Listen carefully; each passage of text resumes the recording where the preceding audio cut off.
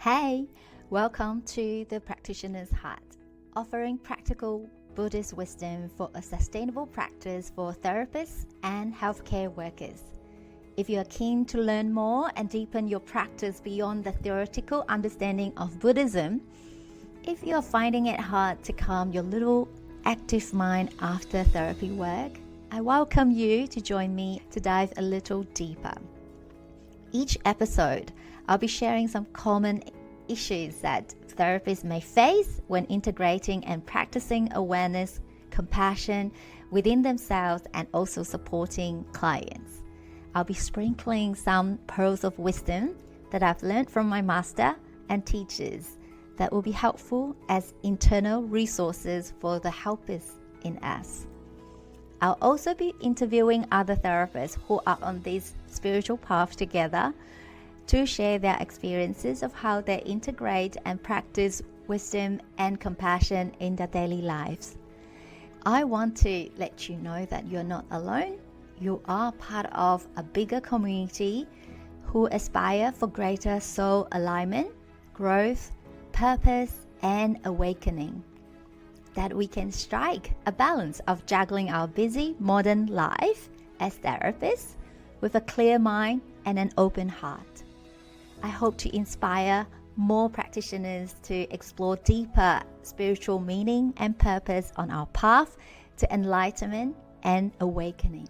I'm your host, Po Gan, a psychologist, a Buddhist practitioner, a parent of 2 children, a fellow human being with a busy mind, but with a great inspired vision for collective awakening. Let's begin.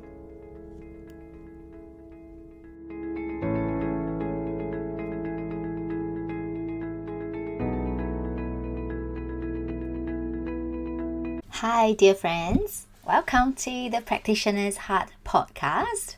Today, I want to offer something simple, tender, and deeply important to me, an episode of deep gratitude and acknowledgement. Gratitude is such a core part of Buddhist practice.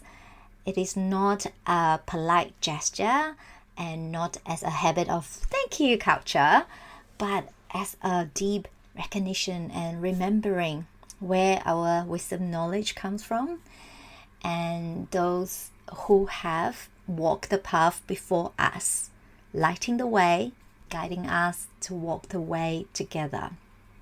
In the Mahayana tradition, we often say that we are held by the kindness of countless beings. There are 4 types of grace that we are grateful for. Our parents, teachers, especially our Dharma teachers, our communities, and our countries. In this episode, I want to talk about the graces of parents and teachers, especially Dharma teachers. Although my parents have passed away for this lifetime, I'm grateful every day for the physical life that they have given me. I continue to remember the nurture, the love, the kindness and compassion that they have showered on me all these years as I grew up. As you know, that unconditional love becomes a secure base, a secure attachment base for me to explore the world. I continue to dedicate merits and blessings to them wherever they are. Our teachers, including my teachers in formal schooling, lecturers, supervisors, mentors, coaches, imparted their knowledge and experience to shape me as a person, as a therapist. Most importantly, our Dharma teachers are people who have nurtured our wisdom life and help guide us to walk the path of awakening ourselves. The lineage that I'm following is called Buddhahood Lineage, World Humanity Vehicle Buddhism. It is founded by Venerable Master Shen-Kai. Although I have never met him in person, I feel a deep connection to his teachings and his great compassionate bodhisattva vows. He was born in China in 1918 and passed away in 1996 in the United States of America. And during this time, he founded the World Humanity Vehicle Buddhism in the 80s in Taiwan. He carried out his compassionate vows by tirelessly traveled internationally, answering requests for Dharma talks, wrote over 100 books on Buddhist practices and concepts. And he founded Jenchen World Humanity Vehicle Buddhism Centers, missions, foundations, and publishing houses in many countries.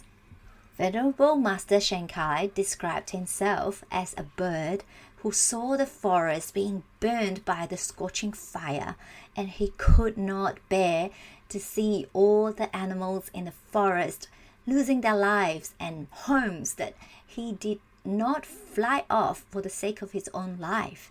Instead, he wet his wings by dipping into the lakes and flew back to the fire to shake the water droplets into the fire. Other animals were like, "What? It will not work. It's better that you fly for your life." But he continued to do so. In doing so, his act of compassion touched other animals and heavenly kings that a heavy rain started to pour and put out the forest fire. He said he wanted to be that bird to continue working hard to support the humanity for their awakening, ready to build a pure land on earth for the next Buddha to be. Then, many more Bodhisattva to be practitioners will be inspired to join in the concerted effort to create a bright and blissful world for all humanity. Many will resonate and follow this path to awakening of self and others. As a side story, there is a prophecy by Sakyamuni Buddha that the next Buddha to be is Maitreya Bodhisattva. He will be born to this world just like Sakyamuni Buddha did, to guide beings to great awakening in 5.67 million years later. At that time, the world will be a pure land on earth. Yes, I know it is very far away from 2026, but as we know from human evolution science perspective, we can affect generation after generation through epigenetics, right? The evolution of our human population will affect our future generation. How we show up for our children, colleagues, clients, families, and friends can all be causal conditions for greater humanity to break the cycles. If we as a human population continue to practice returning to our awakened pure consciousness, I think this is very possible. My direct Dharma teacher, Venerable Master Jeru, is the monastic disciple of Venerable Master Shen-Kai. I met her when I came to Australia to study psychology in 2004. I continue to seek her wisdom and guidance as I continue to practice and further my cultivation. I also follow the teachings of Reverend Min An Tun. He is a disciple and the Dharma heir of Venerable Master Shen-Kai. All the profound Dharma were taught by my Dharma master and teachers in an easy to understand manner that leads directly to realizing one's innate Buddha nature and awakening. They are my greatest inspiration. So I wanted to honor and acknowledge all that I've shared on this podcast, a combination of both sources of influences from Buddhahood Lineage, World Humanity Vehicle Buddhism, and secular scientific study of psychology, subject to my limited and humble interpretation of wisdom traditions and teachings as an unenlightened lay practitioner, learning to follow the footsteps of my master and teachers. I'm very much still on the path of practicing and learning, making countless mistakes, and I'm definitely not a master that stands on the mountaintop and giving you advice, but more as a fellow practitioner on the path, sharing experiences and what I know so far, so that you are inspired to practice whatever version that you see fits. It's all about workability, right? Sakyamuni Buddha said, don't believe blindly for what I said. Just take what resonates and practice. Experiment with it. Practice what works for you. If there are any questions, please feel free to email me or DM me on Instagram. If you have any suggestions or topics, please share them with me.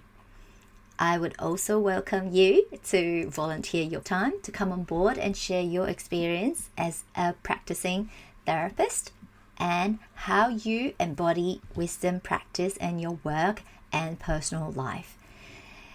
So, today I want to honor the Mahayana teachings that guide my practice.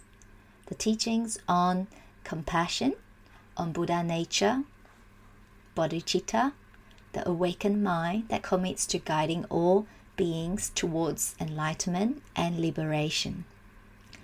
These teachings are vast with depth, but they have always met me in the quiet, everyday place of my life, in the breath between the sessions, in the stillness after a hard day, in the moments where my own heart felt tight and confused, tired.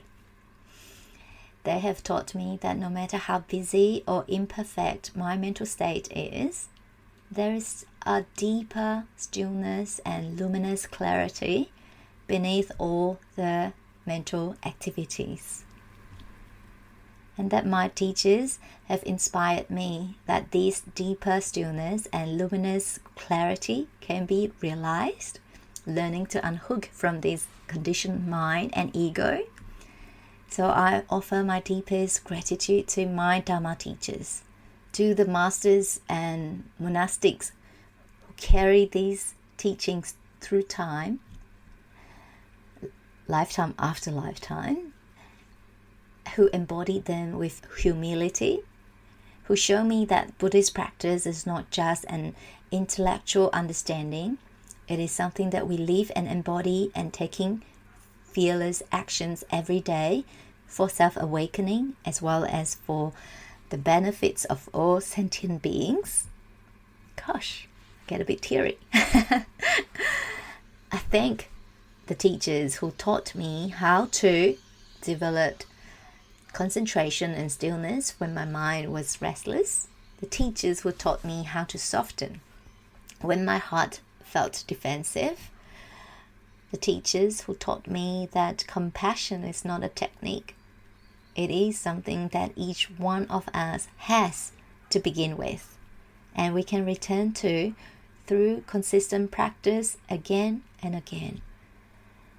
And I thank the Mahayana masters who described enlightenment not as a personal liberation, but as an offering that benefits all beings. This vision has shaped how I show up as a psychologist, therapist, parent, and fellow human being trying to emulate and walk this path.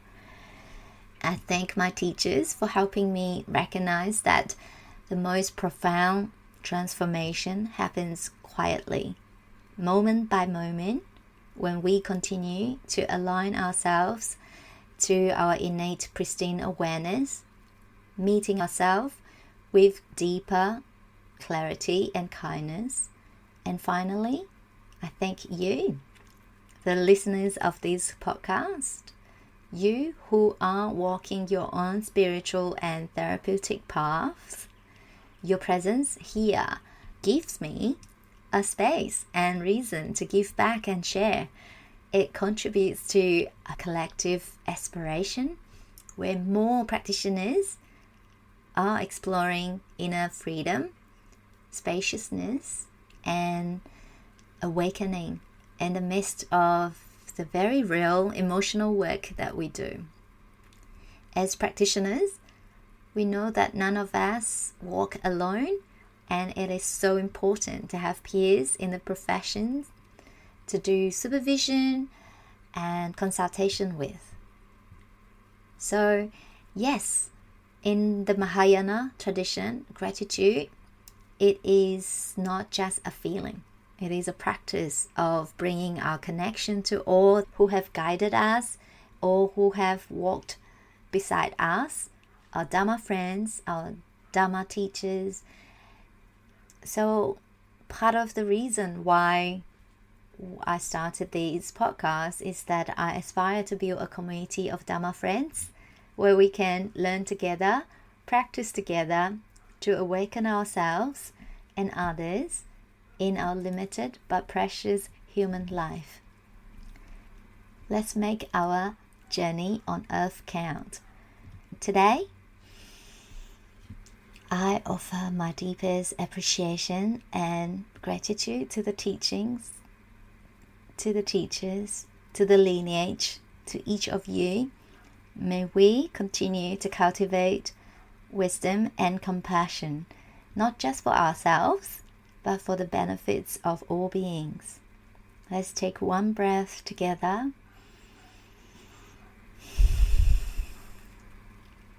In gratitude, in connection, in a spirit of awakening. Thank you for being here. Let's continue this path with clear minds and open hearts. As we close our practice for today, I want to thank you for sharing this time. If this episode resonated with you, the most meaningful way to support the podcast is to share it. Share it with a colleague or leave a review on Apple Podcasts or Spotify. It helps our community to reach other people who need it. Until next time, keep your heart open, keep your mind clear and steady. Go be your amazing self as you awaken yourself and others. See you next time.